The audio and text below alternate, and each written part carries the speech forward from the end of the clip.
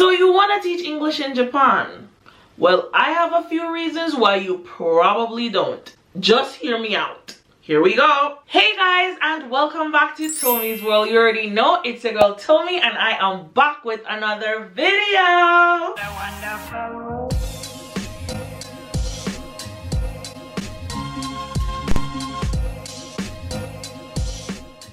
Subscribe. So in today's video, we will be talking about the top 5 reasons why you probably don't want to teach English in Japan. And before you get mad at me for crushing your dreams, just hear me out, because I'm just here to spit the facts, sis. And I just wanted to put out a disclaimer, because every time I do a video about anything that is slightly negative about Japan, I get so much backlash with people telling me stuff like, go back to Africa. Which, by the way, is not an insult. I really want to go, but I can't afford it. So if you really want me to, just like cash out me. I leave my cash app on the screen. Arigato. Anyway, this video is basically just to show you another side of teaching English in Japan, because if you watch my channel, then you would already know that I talk a lot of positive stuff about teaching English in Japan. I personally have been teaching English in Japan for the last 3.5 years, and I have said again and again, I would not trade this experience for the world. It has not been just smooth and easy, but anything that is too easy is never fun, right?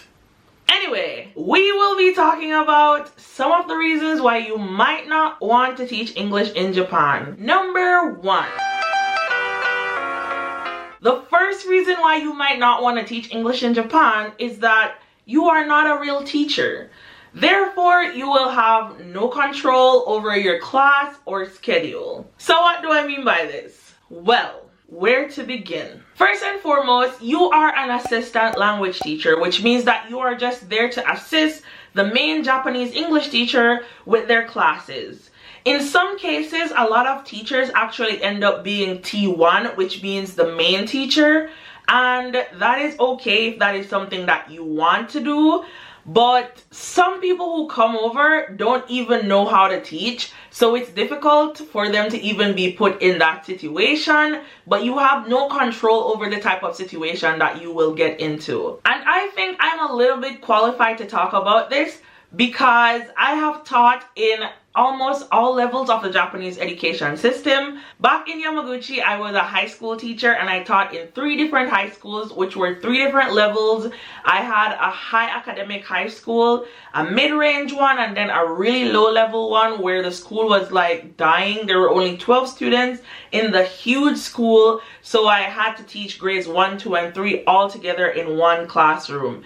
Luckily, I was trained to be a teacher. You guys know that. That is what I studied in university, so I could manage that sort of situation. But it's not like I had some sort of control over the situation. Now that I am in Kobe, I am actually teaching at a junior high school and an elementary school, and I have absolutely no control over my schedule. Some days I will teach 5 classes out of the 6 periods for the day. Some days I will teach 3 classes. Some days I will teach 4. It just depends on the schedule that they put on my desk, especially in my elementary school where almost no one speaks any English at all. So if that is something that is really important to you, having control of your classes, being in control of anything at all, then maybe this is not the right job for you, because there is very little control. Bear in mind, okay? So, number 2.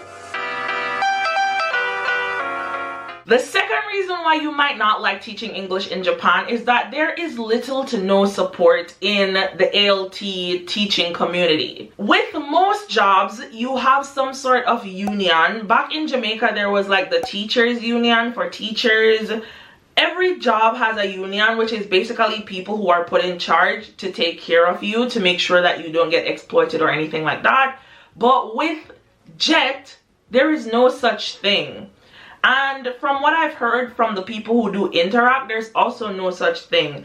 Interact is a little bit worse than Jet as well. Well, not a little bit, but I can't really talk about that aspect because I've never taught with Interact. So I will just tell you about my experience with Jet. So what happens is that initially when you are in your home country, you hear a lot of different words being thrown around, like Claire, and when you come to Japan, they tell you basically to do away with all of those people, because once you get to Japan, the people who are in charge of you are the people at your board of education. Your board of education will be the people who will pay your salaries, and therefore they are your boss. Anyone who gives you that money, they are your boss. So they are the ones who can tell you stuff like, oh, you're not allowed to drive to work. You have to go to this school, report to this place, do this, do that. But they don't really provide support for you. They're kind of just like your boss. They tell you what to do. And then there's another role on Jet that is called a PA, which is a prefectural advisor. But I used to be a prefectural advisor, and the only real thing that you need to be a prefectural advisor when I was back in Yamaguchi was just to apply for the position. Here in Kobe, or CIR actually plays the role of our prefectural advisor.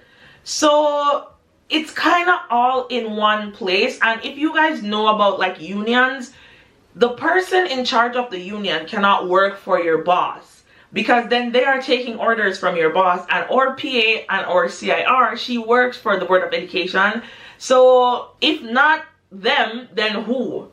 Like, who am I supposed to ask for help when I need certain things? Really, there is no one. There is no support system, no union. Whenever you have problems with your schools, they can basically call the Board of Education. They can say whatever they want. My point is, there is no support. Like, I'm trying to find some way to find at least some shred of support where I can say at least there is this person, but there isn't. Sometimes there will be this one teacher who is just like an actual nice and good person who will go out of their way to help you. Back in Yamaguchi, I had my very special girl Tano. She took care of me. We were like besties. The moral of the point is there is no support system, and it makes it very difficult if you need help. So if you are a person who needs like a strong support system, a lot of people who you know will be there for you, people who you can run to, people who will always be helping you, then maybe teaching in Japan is not what you want to be doing right now. But that's just my opinion. That's my opinion! Point number 3. The working culture here in Japan. Now, I know that a lot of you know that the working culture in Japan is a lot different from many places in the world. So much so that in Japan, they have a word, I think it is karoshi, which means death from overworking, and it is absolutely just so sad.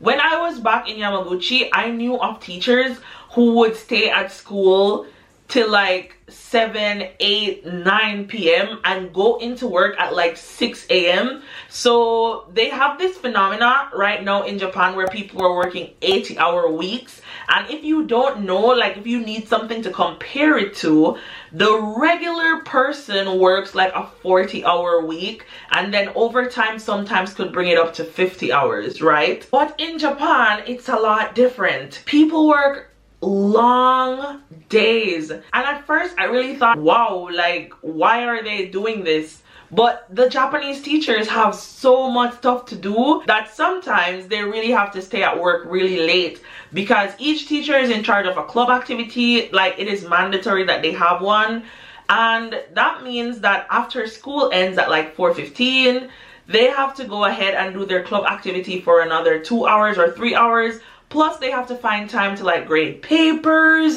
And at one of my schools, there is a daily journal. So the kids write in the journal every single day, and the teacher has to grade it every single day and give it back to them every single day. Lunch break is like 25 minutes. And in the lunchtime, especially in like elementary and junior high school, you can't leave the kids just to eat on their own. The teachers have to take care of them. So there is really no time to do anything. So that is why they have to be at work for such long hours. And the worst part about it is that because they have to do it. Sometimes they end up being resentful of ALTs who don't want to stay late hours. However, I think some of them get paid for overtime, but ALTs do not. So I know of ALTs who used to stay at work till 7, 8, going on the weekends. They're not getting paid for overtime, and they were having a horrible time. So much so that they had to like leave Japan within like 6 months of coming. I don't do that. I go to work when I am scheduled to go to work, and when I am scheduled to be off, I leave. I do it from the first day that I go to the job, so they know that this is what I will be doing. And sometimes it makes them look at you like, oh, the foreigner is kind of lazy, they don't want to work hard, they don't work hard. But I do my job. I come to do the job, I do the job, then I go home. Because I believe in a work-life balance. But a lot of ALTs fall into that trap because they want to be seen as like really good ALTs, and they think one of the things that they have to do is like work these really long hours to prove a point, and it's really not a good situation to be in. To be fair, it's kind of like peer pressure. So that is one of the things that you have to consider when you're thinking about teaching English in Japan, and one of the reasons why you might not like teaching English in Japan. Okay, point number 4.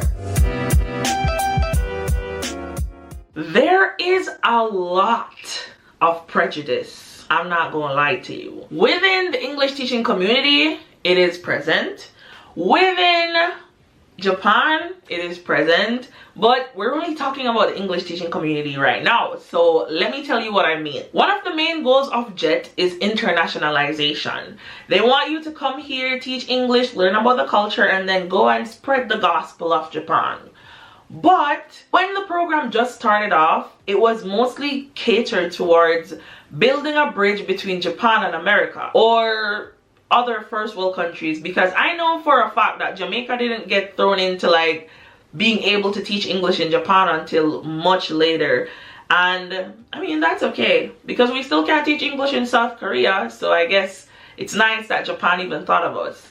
But when you are teaching kids English and you are at the front of the class and it ends up that you write probably the British spelling of a word instead of the American spelling, and the teacher is like, yeah, but we do the American spelling. Or is that how they would say it in America? Yeah, it gets a little bit tedious. For me, it was kind of whatever, because Jamaica was colonized by both America and England at some point, so our English is kind of a combination of both countries, so I could like flow either way. But imagine being someone from like England or Australia or any other country than America, where stuff are like pronounced differently or said differently, and then teachers ask you, but is that how they would do it in America? Like, I don't know, I'm not from America, am I? But it's something that happens very often. I guess it's because they want to like standardize the whole thing, so everyone should be learning American English. But you can't really do that if you're gonna take people from Australia, Canada, New Zealand, Jamaica, all of these other English speaking countries, because we have our own stuff and ways of doing things, and the languages, even though it's all English, it is kind of a little bit different. But I guess no one told them that, so then here comes a bunch of foreigners and a bunch of misunderstandings, and it's just not nice. So that is basically where the prejudice comes from inside the English teaching community. There are a lot of other things to talk about outside of it, but that's not what this video is about. So let's move on to point number 5. You know when you write on your resume, I am a team player, but you're secretly an introvert and you have no interest in playing with your team? Yeah, don't do that if you want to teach English in Japan, because child. Personally, back in Yamaguchi, I had maybe 9 different English teachers in one school who I had to work with. Now, here in Kobe, I have 13 different teachers. And just in my elementary school, I have 10 of them. And out of 10, only 1 speaks English. So, when we create the lesson plan, every single class that I go to, every different teacher has a different way of executing the same plan. There are some teachers who don't want me to talk much at all. I will stand in the classroom as a native English speaker and they will play the recording and the kids repeat after the recording. Like for most ALTs, that is the extent of their job, just to say something and then the kids repeat like apple, apple, and I don't even do that. Then there are other classes where me and the teachers work really good together. We bounce off each other and we do really well. Then there are other classes where every time I think about going to the class, I am already in a bad mood because the teacher has like literally no control of the class. It's just difficult because you are one person expected to learn the personality and the teaching styles of about 10 to 20 different teachers and execute lessons with them flawlessly. I mean, if you think about it, it is crazy. But if you want to teach English in Japan, then being a team player and working with others is extremely important. So that might be one of the reasons why you probably don't want to teach English in Japan. Okay, point number 6 and the very last point for this video. It is not a career path or a forever job. A lot of people don't seem to understand that about teaching English in Japan, and this is not my first time saying it. I've said it in many previous videos, but I guess because I have a lot of new homies coming, I get this question a lot, like, how long can I stay in Japan? For some programs, you can stay for as long as you want, because I know people who have been here on Interact for like 10 years. JET is only 5 years, so you can renew your contract up to 5 years on JET. But the thing is, even for the people who have been here on Interact for like 10 years, their job title is always ALT. Their payment is basically the same as what they used to get in their first year, maybe 20,000 yen more, which is like $200 more. Imagine working the same job for 10 years and the only thing you have to show for it is $200 a month extra in your paycheck. There is no real opportunity for advancement in the ALT teaching world. It's just one of those things that you kind of do to kind of kill a little bit of time. Probably for most people that I've met here from like first world countries, they just come over here to like do a couple years between finishing their degree and going on to do their masters, or it's just a gap year program.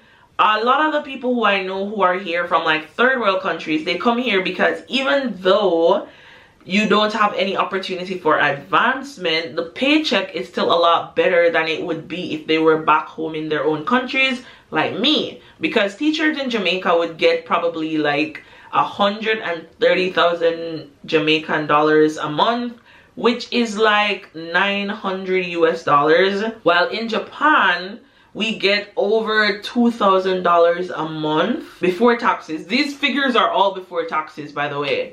So even though there is no real opportunity for advancement, a lot of people choose to stay here because of the money. So I guess that is one of the good things. But I just wanted to put out there that JET is not a forever job, especially JET. You can only renew your contract for up to 5 years. After you've done your 5 years, you can always like find another job somewhere in Japan. But for JET, it's just 5 years, baby. So you have to keep that in mind at all times. All times. Yeah, so those are some of the reasons why you might not want to teach English in Japan. As I said before, these are only my suggestions, my thought processes, and those of some of my friends who I like to bounce ideas off. And these are just based on our experiences here in Japan, but every single situation is different. So these are just things to bear in mind. If this is something you really want to do, don't let this hinder you. Just don't come with rose-colored glasses. Come with your eyes wide open so you don't end up having a really bad situation when if you had just known, it could have just been a little bit better. So thank you guys so much for watching this video. Please don't forget to like, share, and subscribe. And I will see you guys in my next video. Bye guys. Mwah.